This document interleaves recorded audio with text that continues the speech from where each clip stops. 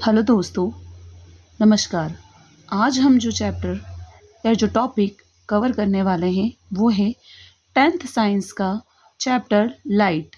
ये chapter physics से related है और इसमें हम दो कॉन्सेप्ट क्लियर करेंगे, रिफ्लेक्शन एंड रिफ्रैक्शन, कि लाइट क्या है और वो किस तरह से रिफ्लेक्ट करती है और किस तरह से उसमें रिफ्रैक्शन होता है। सबसे पहले हम समझते हैं कि लाइट क्या है। तो लाइट, ये जो लाइट है ये प्रोपोगेट करती है। प्रोपोगेट का मतलब, ठीक है, ये प्रोपोगेट करती है इन अ स्ट्रेट लाइन। किस लाइन में प्रोपोगेट करती है? स्ट्रेट लाइन में ये ट्रैवल करती है, जिसको हम रेज कहते हैं। लाइट रेज हमेशा किस तरह से ट्रैवल करती है? एक स्ट्रेट लाइन में ट्रैवल करती है। सेकंड हम समझते हैं बीम ऑफ लाइट, कि किसे हम बीम ऑफ लाइट कहते हैं। ठीक है, अब हम ये समझते हैं कि किसे हम बीम ऑफ लाइट कहते हैं, यानी source of light. Beam of light कहलाता है अ बंडल ऑफ रेज, यानी जहाँ से हम लाइट का सोर्स, ऐसा सोर्स जहाँ से हमको बहुत सारी रेज लाइट की ऑब्टेन हो रही है, उसे हम कहते हैं beam of light. For example, जैसे एक कार्डबोर्ड है और उस कार्डबोर्ड में एक छोटा सा होल है, तो यहाँ से अगर इस तरफ से लाइट रेज आएगी तो ये कार्डबोर्ड इसके हमारे लिए क्या हो जाएगा? Source of light, it means beam of light. इसी तरह से टॉर्च, अगर हम टॉर्च की बात करें तो ये भी हमारे लिए क्या हो जाएगा? Source of light, it means beam of light. Next हम इसमें समझते हैं ऑप्टिक्स। हम ये भी वर्ड पढ़ेंगे इस पूरे चैप्टर में कि ऑप्टिक्स क्या होता है। तो ऑप्टिक्स में हम क्या करते हैं? तो ये एक तरह की स्टडी है। किसकी? Study of. हम इसमें स्टडी करते हैं बिहेवियर और प्रॉपर्टीज। किसकी? Behaviour and properties of light. उसकी स्टडी को हम क्या कहते हैं? ऑप्टिक। जहाँ जहाँ हम वर्ड इस पूरे चैप्टर में सुनेंगे कि what is optic, the study of behaviour and properties of light. अब हम जानते हैं कि we can see the objects. किसकी प्रेजेंस में देख सकते हैं हम? ओनली लाइट की प्रेजेंस में देख सकते हैं। कोई ऑब्जेक्ट है, उस पर जितनी लाइट रेस पड़ती है उसमें से जो रिफ्लेक्ट होकर जाती है और हमारी आंखों पर पहुंचती है, उसी से हम विजुअलाइज कर पाते हैं।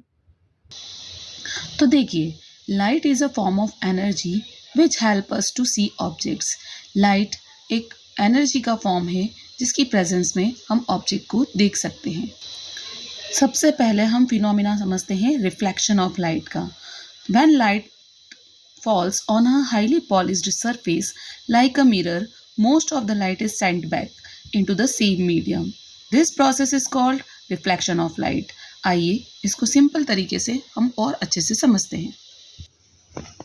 जब भी लाइट किसी हाईली पॉलिश्ड सरफेस पर गिरती है, सपोज करिए ये हाईली पॉलिश्ड सरफेस क्या है? हमारा मिरर है। जब भी इस मिरर पर लाइट पड़ेगी तो ये क्या होगी? बाउंस बैक हो जाएगी। इट मीन्स टकरा कर वापस सेम मीडियम से में भेज दी जाएगी। इट मीन्स एयर से आई थी तो वापस किसको भेज दी जाएगी? एयर पे ही भेज दी जाएगी। जैसे हम दीवार पर बॉल मारते हैं और बॉल टकरा कर हम पर वापस आती है, उसी तरह से लाइट जब भी किसी सरफेस पर, हाईली पॉलिश्ड सरफेस पर टकराती है, उस पर गिरती है, तो टकराने के बाद वो सेम मीडियम में वापस लौट जाती है। लाइट के इसी फिनोमिना को हम रिफ्लेक्शन ऑफ लाइट कहते हैं।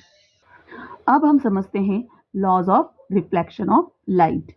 तो पहला लॉ कहता है the angle of incidence is always equal to the angle of reflection. ठीक है, it means angle of incidence क्या है, एंगल ऑफ रिफ्लेक्शन क्या है, अभी मैं आपको समझाती हूँ। सेकेंड लॉ भी हम पहले पढ़ लेते हैं। The incident ray, reflected ray and the normal to the mirror at the point of the incidence all lie in the same plane.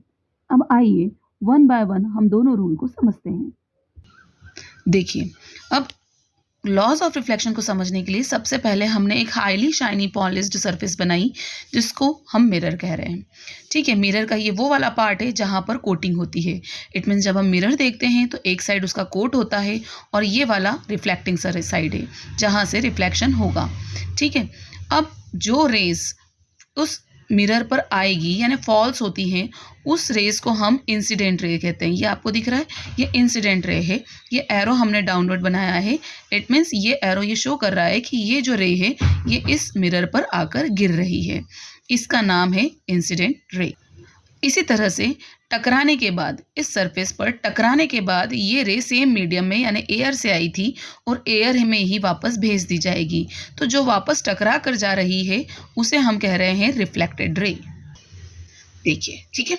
अब इन दोनों के मिड पॉइंट से जब हम शाइनी सरफेस पर एक परपेंडिकुलर ड्रॉ करते हैं तो इसे हम इंट्रोड्यूस करते हैं किस नाम से, नॉर्मल। ये हमारी नॉर्मल रे होती है जो कि एक इमेजिनरी रे होती है। रिफ्लेक्शन को समझने के लिए ये हम 3 तरह की रे इसमें कंसिडर करते हैं। इंसिडेंट रे मतलब वो रे जो इस पर फॉल हो रही है शाइनी सरफेस पर। रिफ्लेक्टेड रे जो इससे टकराकर बाउंस बैक होकर जा रही है। और जब इन दोनों के मिड पॉइंट पर जब हम एक परपेंडिकुलर ड्रॉ करते हैं उसे हम कंसिडर करते हैं नॉर्मल रे जो कि एक इमेजिनरी रे होती है। अब रूल कहता है फर्स्ट कि incident ray, normal ray and reflected ray all lie in the same plane at a same point. अब देखिए ये तीनों ही रे एक ही पॉइंट पर, एक ही प्लेन पर कंसिडर हो रही है। तो फर्स्ट रूल यही कहता है कि तीनों रे एक ही प्लेन पर, एक ही पॉइंट पर कंसिडर होनी चाहिए। सेकेंड रूल, अब सेकेंड रूल कहता है कि angle of incidence is always equal to the angle of reflection. अब एंगल ऑफ इंसिडेंस क्या है, तो समझिए कि ये जो इंसिडेंट रे है, ये इंसिडेंट रे नॉर्मल के साथ जो एंगल बनाती है उसे हम कहते हैं एंगल ऑफ इंसिडेंस और इसे हम एंगल आई से डिनोट करते हैं। सिमिलरली जो रिफ्लेक्टेड रे होती है वो नॉर्मल के साथ जो एंगल बनाती है उसे हम कहते हैं रिफ्लेक्शन, एंगल ऑफ रिफ्लेक्शन। ठीक है, इट मीन्स ये कह रहा है सेकेंड रूल कि angle of incidence is always equal to the angle of reflection. मतलब अगर ये 30 डिग्री के एंगल बना रही है तो ये 30 डिग्री के एंगल बनाकर ही निकल जाएगी। अगर ये 45 डिग्री का होता है तो एंगल ऑफ रिफ्लेक्शन भी क्या हो जाएगा, 45 डिग्री। तो ये था हमारा रिफ्लेक्शन और रिफ्लेक्शन के लॉज।